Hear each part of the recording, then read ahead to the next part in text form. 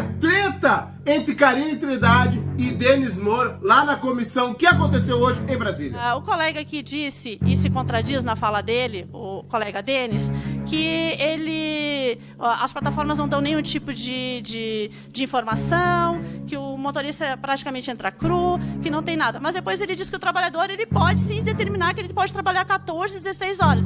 Quem é que garante, então, quem é que vai... Quem é que vai ajudar aquele motorista que sofreu um acidente porque dormiu no volante quando bateu o carro dele? Porque eu sei fazer isso, se a colega precisar, eu posso lhe ensinar como fazer. Vem comigo que eu vou mostrar para vocês as falas desses dois, da sindicalista e motorista Karine Trindade e o motorista Denis Moura. Bora lá curtir esse vídeo.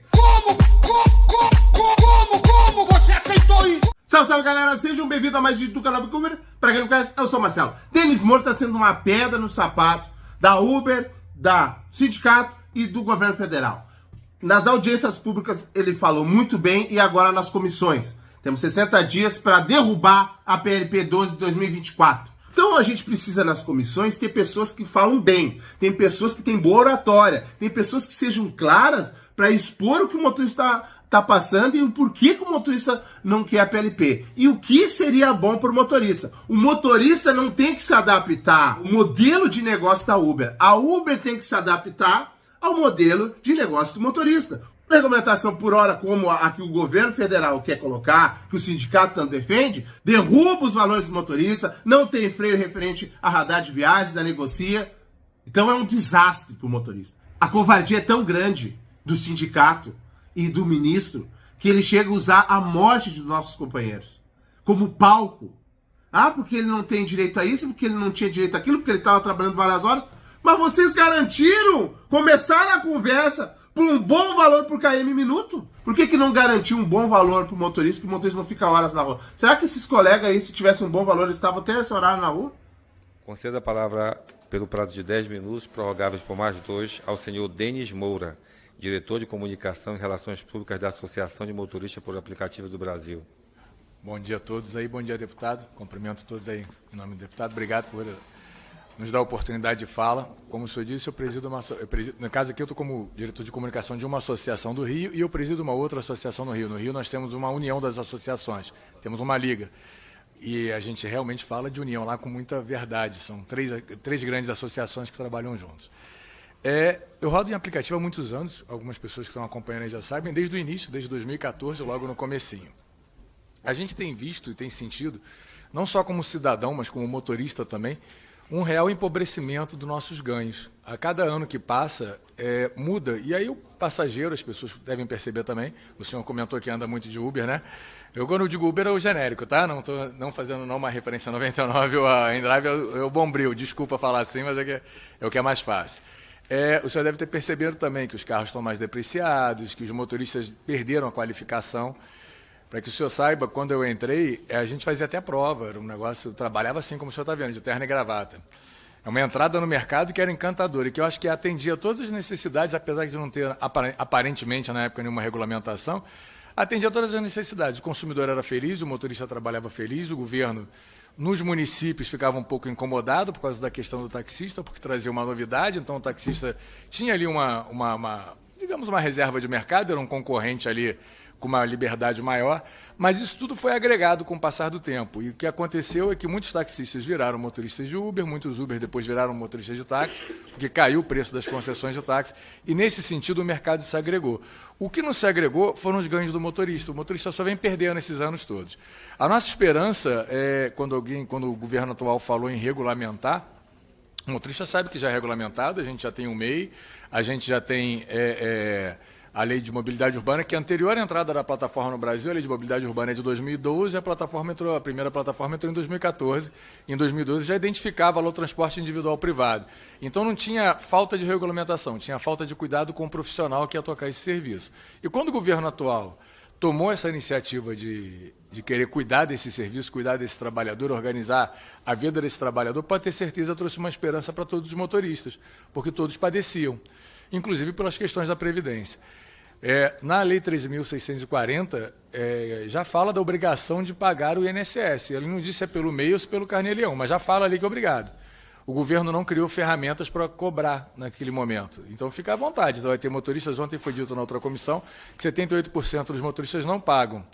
Mas agora aparece um projeto onde existe uma ferramenta para exercer essa cobrança, quer dizer, já pode cobrar na corrida. Se acabou sua corrida, 27,5 já vai para o INSS.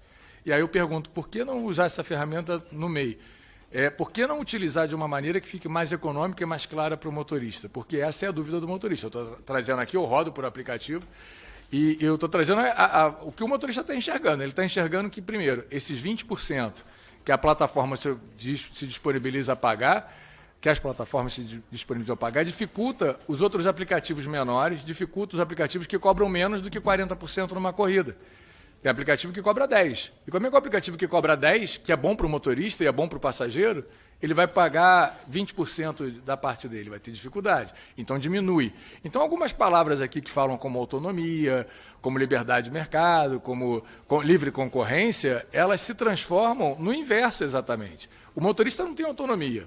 O motorista não escolhe o valor, ele não escolhe... o motorista hoje ele não sabe nem qual é o percentual que vai ser cobrado ao término da corrida. Na verdade, ele não tem nem em algumas plataformas, e na principal de todas, ele não tem nem a clareza e a segurança que o valor que foi oferecido por uma corrida para ele, quando ele recebe ali por alguns rápidos segundos, dentro de um carro escuro, num celular desse tamaninho, que aparece ali, ó, a corrida tem tantos quilômetros, você vai receber R$30. Às vezes ele encerra a corrida e ele recebe 20. E aí vem lá uma mensagem automática dizendo que houve uma alteração de trajeto, que na verdade não houve, a gente segue o GPS de acordo com quem é informado. E aí, quando a gente fala isso, normalmente os criadores da PL, do governo, falam assim, mas agora vai ter uma proposta de clareza. Clareza a gente já tem. Eu já tenho a clareza de saber que a plataforma fica, em média, com 40% do que eu ganho. Então, essa clareza eu tenho. Eu quero é que ela não fique com 40%. Ou se ela ficar com 40%, eu tenho que ganhar muito bem. É um raciocínio muito lógico. Se você vai vender um imóvel, tem um corretor, não é o corretor que vai determinar a comissão, não é o corretor que vai determinar a tarifa, é o preço do imóvel. Senão não tem autonomia. Quer dizer, eu presto serviço, mas eu sou o que menos tem poder de decisão. Eu presto serviço, sou eu que invisto, compro um carro, que muitas vezes é caríssimo, porque o preço do carro é alto e os juros é mais alto ainda, e eu não escolho nada, eu não decido nada, e muitas vezes sou punido porque um passageiro simplesmente entrou no meu carro e não gostou de mim, porque ele simplesmente sabe que quando ele denuncia um motorista de maneira fraudulenta, ele recebe de presente um bônus de corrida, porque ele teve um aborrecimento na corrida, e esse motorista simplesmente é cortado, é banido e rapidamente vai se repor outro, porque o marketing e a propaganda para captar motoristas é muito grande, mas a segurança para o motorista é ínfima. Ontem também foi, acho que foi na comissão de ontem, ou na anterior, foi na comissão geral, uma deputada trouxe a Bahia um caso de Cuiabá de 3 pessoas que faleceram. Ontem também foi colocado, 3 pessoas faleceram, vítimas do mesmo ladrão que decidiu matar 3 motoristas de aplicativo. E que ontem só não foi dito uma coisa, que isso é uma recorrência, porque em 2019, em novembro, na Bahia foram 5. O mesmo ladrão matou 5. E ninguém fala em melhorar cadastro, ninguém fala em melhorar nada para o motorista. A PL 12, ela ficou como uma esperança para o motorista de uma melhora, mas quando ela foi apresentada, quando ela foi exposta, ficou muito claro uma participação muito grande das empresas, onde as empresas, as que tiveram mais foco ali, que é a Uber e a 99, com certeza tem mais vantagens do que as outras, uma participação dos sindicatos que foram criados, alguns um pouco mais antigos, alguns mais recentes, mas que não têm adesão dos motoristas. Volto a dizer, não é uma crítica à instituição sindical, é uma crítica à falta de adesão dos motoristas. Não foram ouvidos as associações, como a que eu represento, como eu disse, no Rio são 3, a gente já tem uma federação nacional que contempla várias associações e a gente não foi aceito no grupo de trabalho, ao contrário, foi retirado do grupo de trabalho e não foi retirado, banido do grupo de trabalho como um termo comum para o motorista de aplicativo, porque cometeu algum erro, simplesmente porque não queriam nos dar voz. Quem está nos dando voz foi a frente parlamentar do deputado Daniel Agrobon, e essa teve adesão dos motoristas em massa. E ali foi construído um projeto com características previdenciárias, com características dando lá, segundo a Constituição, a autonomia do sindicato, dando a voz ao motorista e trazendo lucratividade para o motorista, porque o motorista não está ali para ser preocupado, mas se aumentar o valor das corridas, diminui a demanda, não diminui nada, porque a Uber é a primeira a botar preço dinâmico altíssimo quando tiver que a demanda está boa, ela aumenta o tempo todo, ela aumenta para o passageiro o tempo todo, a 99 aumenta o tempo todo, só não aumenta para o motorista. Então não pode ser o motorista o maior principal, o maior responsável, o maior vitimado, vitimado pelo fato de que ele tem que ser preocupado que vai diminuir a demanda, em vez de fazer propaganda para botar mais motorista, faz propaganda para trazer mais passageiro. Flexibiliza mais para o passageiro, trazendo segurança para o motorista. Treina, prepara o motorista para atender melhor, porque todo mundo sabe, é uma coisa do livre comércio. Quem atende melhor ganha mais resultados, tem mais resultados. Os motoristas não são treinados, eles são punidos sem nunca nem na vida ter sido treinado. Porque na concepção das plataformas, treinamento é botar um videozinho para o sujeito assistir aquele videozinho e acabou. Ou botar num aplicativo super complicado, onde algumas diretrizes ali são totalmente intrínsecas no meio do aplicativo, que o motorista não tem acesso para ver. Sabe? Então, assim, a gente percebe claramente que a principal mola propulsora desse negócio não é o passageiro nem o aplicativo, é o motorista. É ele que gira. O carro sem um motorista dentro é um sonho futuro que a própria Uber abandonou o projeto, porque começaram a atropelar pessoas que não tinham um motorista dentro do carro, porque começou a ter uma enxurrada de processo, porque começou a ter uma opção de problema. Então vamos focar no motorista, vamos focar em quem move essa engrenagem, sabe? Vamos ouvir o motorista, vamos dar segurança de trabalho, vamos dar treinamento, vamos dar condição de ganho. Eu divido, assim, desde que eu estou na plataforma, desde 2014, eu já era motorista antes, eu trabalhava com transporte executivo, então eu não vim do desemprego, a minha atividade foi absorvida pela Uber, quando ela entrou no Brasil. Eu vejo claramente que, assim, o último colocado em tudo, em qualquer coisa, é o motorista, porque ele é uma oferta muito fácil. Basta a plataforma botar um preço dinâmico, dar um incentivo. Ela chegou a pagar, eu cheguei a receber, inclusive, na época, empolgadíssimo, indicando colegas, R$ 1.600 por uma indicação de um colega. Como um motorista é valioso, né? Hoje é algo em torno de R$ 300, 400, 500 numa plataforma, quando você indica um colega. Quando você ressuscita um colega que conseguiu se recolocar no mercado de trabalho e volta ele para a plataforma te remunera. Então o motorista tem valor. Só que o motorista, infelizmente, ele não consegue enxergar o valor que ele tem. As pessoas às vezes dizem assim, mas a categoria não é unida. Não é que ela não seja unida, ela é muito ocupada. Semana passada eu estava conversando com uma pessoa do Ministério do Trabalho e ele brincou comigo, tu não é motorista, não sei o que, eu abri o aplicativo e mostrei para ele. Para eu estar aqui hoje, eu rodei sexta, sábado e domingo, muito mais do que as 12 horas propostas pelo projeto. E isso é autonomia, eu poder rodar muito mais do que as 12 horas propostas. Eu sei que existe uma preocupação com a carga horária. É razoável que tenha. Mas se eu escolhi trabalhar mais do que 12 horas, eu sou responsável pelo que eu faço. Eu estou descansado ou estou preparado. Eu, para estar hoje em Brasília, eu peguei meu carro no Rio de Janeiro às 5h30 da manhã e cheguei aqui de noite. Eu dirigi 16 horas. E eu estou pronto para isso, porque eu sou motorista de aplicativo. Então, assim, a gente se prepara para isso, existe preparo para isso. Um caminhoneiro não dirige tantas horas, um caminhoneiro não trabalha, alguém limita a quantidade de horas que o caminhoneiro pode trabalhar. E utilizando o exemplo do caminhoneiro. A gente sabe que tem aí o frete mínimo. Quando se fala em tarifar, não é tarifar pré-determinar preço, a gente sabe que pré-determinar preço é uma coisa ruim, porque afeta a qualidade. Mas de deixar claro que uma taxa tem que ser fixa, que eu tenho que saber quanto que eu vou perder para uma plataforma, para poder quanto que eu pago para uma plataforma botar um cliente dentro do meu carro, eu tenho que saber quanto que eu pago. E eu tenho que ter a livre concorrência, que a InDrive coloque 10%, que a 99 bote 20%, como está colocando agora no projeto experimental no Nordeste, e que se a Uber achar que ela tem que botar 40%, ela bote 40%. E aí eu vou escolher, não, eu prefiro pagar 10%, eu prefiro pagar 30%, eu estou numa região que pagar 40% me atende. Está tudo bem. Mas se eu não sei quanto que é, se não está pré-determinado, é um jogo que eu entro, que eu faço parte do jogo, eu sou a peça propulsora desse jogo, mas eu não conheço as regras não são claras. Para o passageiro, que esse foi dito aqui, o passageiro, todos aqui são passageiros quando utilizam o aplicativo e ninguém sabe quanto que vai pagar numa corrida, porque a tarifa para o passageiro muda o tempo todo. Então, assim, que fique claro, ministro, que a preocupação com a previdência lícita, a gente já conversou, eu concordei com tudo que o senhor disse na época, e assim, não me importa de pagar a previdência, sinceramente não me importa. Já usufruí da previdência, em 2021 fiquei doente, meu carro pegou fogo no dia 5 de abril, e eu fiz 3 cirurgias em seguida no Hospital do Fundão, no Rio de Janeiro. Utilizei a previdência. Eu sei que é bom, porque usei através do meio que eu pagava, mas tudo bem, eu sei que é bom. Mas assim, eu não me importo de pagar, mas eu quero ganhar, eu quero poder ganhar bem. E se o projeto não se preocupar com meus ganhos, como eu vou pagar?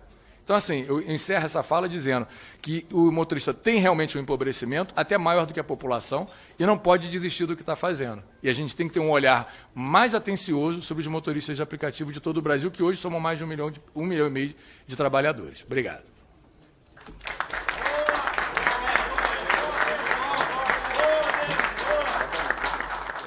Passo a palavra por 10 minutos, prorrogável por mais 2 minutos, a senhora Karina Trindade, presidente do Sindicato dos Motoristas de Aplicativo do Rio Grande do Sul. Bom dia a todos e todas. Bom dia aos trabalhadores que estão aqui nessa atividade e as demais representações, ao pessoal da mesa, na presença do presidente, José Nildo, e do ministro Luiz Marinho. Primeiro, Sou motorista de aplicativo há 7 anos, trabalho como motorista de aplicativo nas noites, madrugadas de Porto Alegre, região metropolitana. O nosso sindicato tem quase 7 anos também e faço parte do sindicato como presidente há 3 anos. Lá no estado do Rio Grande do Sul, a gente tem uma boa conversa com as associações. A gente vem tentando trazer, e a gente levou para a mesa de trabalho, junto com toda a representatividade que estava na mesa de trabalho, as demandas da categoria. A gente fez uma atividade, antes disso, em várias partes do Brasil, em várias cidades, foram 18 cidades do Brasil, onde a gente ouviu os motoristas, ouviu as representações, e a gente montou um documento qual a gente levou para a mesa de trabalho, onde a gente debateu muito, e salientar aqui que foi este governo que trouxe isso, né, de volta para poder fazer uma regulamentação, para poder debater, para poder trazer o que a categoria precisa, o que não precisa. Então, foi criado o CGT, né, onde estão as representatividades dos sindicatos, e quando falam aqui, não tem representatividade, eu discordo, porque você tem que conhecer primeiro os sindicatos que estão na mesa e saber do trabalho dos sindicatos que a gente vem desenvolvendo ao longo, no meu caso, de 7 anos, como representação da categoria no estado do Rio Grande do Sul. Então, conhecer as representatividades que estão lá na mesa faz parte do processo. Então, chegar aqui e dizer simplesmente que não representa, não tem o menor cabimento. Não é à toa que a gente está à frente dos sindicatos. Mas também saliento que, no momento que a gente foi instituído num grupo de trabalho, nenhuma dessas representações conversaram com os sindicatos para trazer propostas, para trazer melhorias. Muito pelo contrário, só bateram nos sindicatos e em nenhum momento trouxeram, de fato, algum tipo de proposta efetiva para a categoria. São 10 anos que as plataformas estão aqui no Brasil, 10 anos sem nenhum tipo de regulamentação. Somente agora a gente conseguiu debater e trazer para esta casa, que é muito importante, o que a gente conseguiu acordar no grupo de trabalho, e que aqui que vai sofrer melhorias. Tanto é que vai sofrer melhorias que a gente tem propostas de emendas. E proposta de emenda não quer dizer que todo esse trabalho não vale de nada. Muito pelo contrário, é para melhorar o que está dentro do trabalho. Então, a gente tem propostas de 12 emendas para melhorar o que está dentro do PL. O que eu não vi dos outros pessoal que teve aqui, das outras representatividades, falar que tem que melhorar aqui ou melhorar ali, trazer propostas efetivas para a mesa de trabalho. Então, nós estamos apresentando 12 emendas, que são da parte de segurança jurídica, da parte da remuneração justa para o trabalhador. Também tem aqui a questão do imposto de renda e várias outras, mas trazer também aqui uma coisa que me preocupa muito quando o pessoal defende MEI. Quando defende a questão do MEI, e a gente está defendendo aqui uma política de proteção social para o trabalhador, que é porque o trabalhador ele não paga. Tanto é que o secretário Adroaldo disse aqui que são 23% que tem previdência social, e desses 23% a maioria não paga em dia, então está totalmente descoberto. E me preocupa isso. Me preocupa quando lá no estado do Rio Grande do Sul a gente atende famílias de trabalhadores que foram mortos trabalhando, como no caso dos trabalhadores do Mato Grosso, que foram mortos através de uma plataforma, que não tem nenhum tipo de proteção social, que a família não vai receber nada. Quem é que vai sustentar essas famílias? Quem é que vai ajudar essas famílias? Porque agora nós vamos ter que abrir um processo contra a plataforma que disponibilizou para esses 3 indivíduos chamarem no aplicativo e cometerem um crime, porque de boa vontade as plataformas nunca pagam.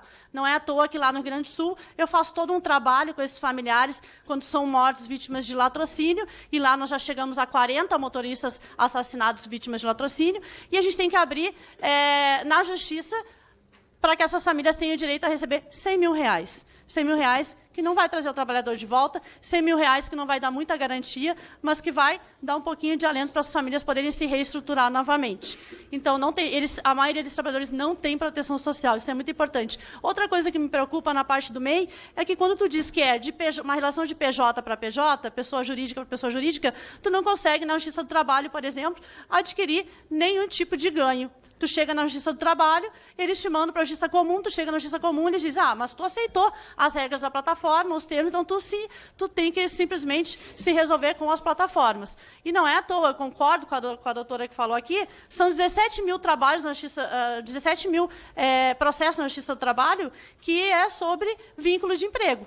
e esses 17 mil que depois é derrubado pelo Supremo. Então, a gente tem todo um trabalho ainda de conscientização da categoria, a gente tem todo um trabalho de determinar, e é uma coisa que traz o PL, que acho que é ponto fundamental, a criação da categoria com uma legislação protetiva própria, garantir autonomia, negociação coletiva, dissídio e, principalmente, dizer que esse trabalhador é um trabalhador. Ele não é um PJ, ele não é um microempreendedor individual, ele é um trabalhador, não é uma parceria. Nós não somos totalmente autônomos, como muitos lembraram aqui, nós não somos microempresários, nós somos trabalhadores e estamos atrás dos nossos direitos. Direitos esses que alguns a gente está garantindo no PL e muitos com a contribuição de todos que estão aqui. E volto a dizer, precisamos de emendas para melhorar o que a categoria não quer. A categoria quer cair mais tempo? Precisamos de emenda para isso. Nós temos sugestões para isso também. Então, assim, o 32,10, ele equivale a quase R$ 5.600. Que desse valor, 75% é considerado custo. Então, não é só sobre o salário mínimo, já está sendo considerado uma boa parte dos custos que a gente levou para a mesa de trabalho toda uma tabela e, dentre essas, considerou. Tem muita coisa para conquistar ainda? Tem muita coisa para conquistar, mas é através através da coletividade, através da gente se unir, como a gente já abriu diálogo com os representantes aqui que não querem conversar com a gente, que fique bem claro isso. A gente já abriu diálogo, a gente está abrindo audiências em todas as cidades para determinar e ouvir os trabalhadores. Então, não é verdade que os trabalhadores não foram ouvidos, a gente levou para a mesa de trabalho, a nossa proposta foi divulgada, 2,50 km, o próprio Ricardo aqui da Uber já falou sobre isso, da proposta que a gente levou, mas é uma mesa de negociação. Tu abre mão de algumas coisas para poder ter uma certa proteção, para poder ter uma certa regulamentação, que hoje a gente está simplesmente sem nada. Quem garante alguma coisa para os trabalhadores se a gente não tiver regulamentação e se a gente não tiver nada que possa, como, por exemplo, já disseram aqui, mas na questão dos 32 vai virar teto e já virou teto. Sim, já virou teto em muitos casos de algumas plataformas. E como é que tu garante que isso não vire? Através da regulamentação. Isso está previsto na regulamentação, que não pode virar teto, que não pode ter bloqueio indevido, que não pode ter banimento branco, que as plataformas não podem fazer isso. E quem é que vai fazer esse trabalho de fiscalização? São associações, sindicatos, o próprio ministro Marinho, onde a gente vai levar, o Ministério do Trabalho, onde a gente vai levar essas denúncias, e a gente vai ficar em cima das plataformas. O que acontece hoje é que a gente não tem nenhum tipo de garantia, a gente não consegue conversar com as plataformas amigavelmente, sentar com elas com as representatividades, como nas próprias manifestações que a gente fez, a 99 Pop, por exemplo, nem recebeu os trabalhadores. Nós tivemos que pregar na porta da 99 Pop as nossas reivindicações. É assim que os trabalhadores querem continuar sendo ouvidos pelas plataformas, sem ter nenhum tipo de representatividade, sem ter nenhum tipo de garantia? Não. O colega aqui disse, e se contradiz na fala dele, o colega Denis, que as plataformas não dão nenhum tipo de informação, que o motorista praticamente entra cru, que não tem nada. Mas depois ele diz que o trabalhador ele pode sim determinar que ele pode trabalhar 14, 16 horas. Quem é que garante, então, quem é que vai ajudar aquele motorista que sofreu um acidente porque dormiu no volante quando bateu o carro dele, que é o caso daquele motorista que envolveu um BBB aí e ficou nos noticiários? Quem é que vai ajudar esse motorista? Que trabalhou teve uma longa jornada de trabalho e acabou dormindo na direção. Então, assim como ele, tem muitos trabalhadores que dormem na direção porque eles se sentem capazes, mas eles não estão aptos para dirigir mais de 12, 16, 18 horas por dia. Nós temos trabalhadores que dormem dentro dos carros. Por quê? Justamente por essa liberdade de trabalhar o tempo que eles querem trabalhar. Mas trabalhar o tempo que eles querem trabalhar, realmente eles têm esse tipo de poder trabalhar esse tempo, eles não têm noção. Eles precisam levar o pão para casa e eles continuam trabalhando longas horas para poder ter um valor muito maior. Então, saliento aqui que a gente precisa, sim, ter uma regulamentação justa, necessária, a gente precisa colher e ter melhorias, trazer as emendas necessárias para que a gente possa melhorar o PL. A fiscalização do Ministério do Trabalho é muito importante, então, o trabalhador não está nem entendendo quanto é importante para ele ser enquadrado como trabalhador. que ele poder ter representatividade da Justiça do Trabalho, por exemplo. Uma das emendas que a gente coloca aqui é enquadrar o motorista como trabalhador, ter a vedação à terceirização, porque para que não aconteça que nem em outros países, que tu tem uma regulamentação e as plataformas acabam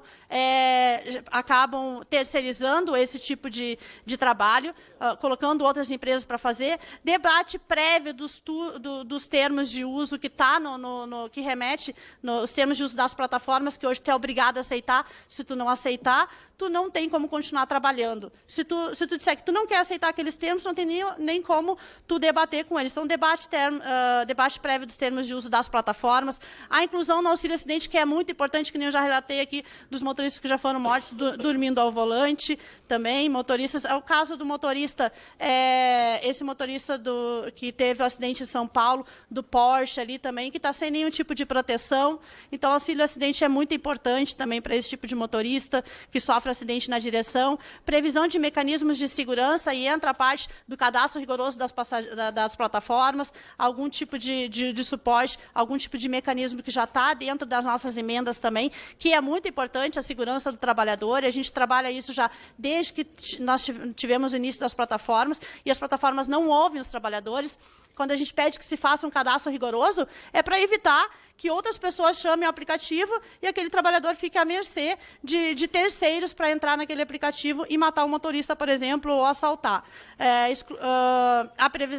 Limite do imposto de renda, que já foi aprovado agora no Senado, né, para 20%. Reduzir a incidência do imposto de renda, remuneração por KM tempo, que já está também dentro de uma das nossas propostas, e sugiro que vocês deem uma olhada nas nossas propostas, que já está amplamente divulgado. Converse para a gente melhorar alguma coisa. Previsão do benefício para aquisição de veículos, como já está sendo tratado pelo governo federal, que é muito importante. E o adicional de 30% na hora trabalhada, considerando a hora noturna, principalmente para quem trabalha nas madrugadas. Então, são pais e mães de família que ficam totalmente desprotegidos quando a gente não tem nenhum tipo de regulamentação. Quando fica simplesmente à disposição das plataformas, intermediar com o trabalhador, e muitas vezes não ouvem o trabalhador, nem quando eles são bloqueados. Isso também está previsto no PL, é importante salientar. Os desbloqueios dos motoristas, que o motorista poder ter voz, poder ser ouvido, não só simplesmente ser bloqueado sem poder saber o que aconteceu dentro do carro dele. Então, saliento de novo, estamos abertos a conversar com todas as representações e com quem aqui dessa casa também tiver que conversar, para a gente melhorar o projeto. Agora é o momento de melhorar o projeto que está aqui, e não ficar como os 80 projetos que a gente já tem na Câmara, que nem sequer foram para debate, para discussão.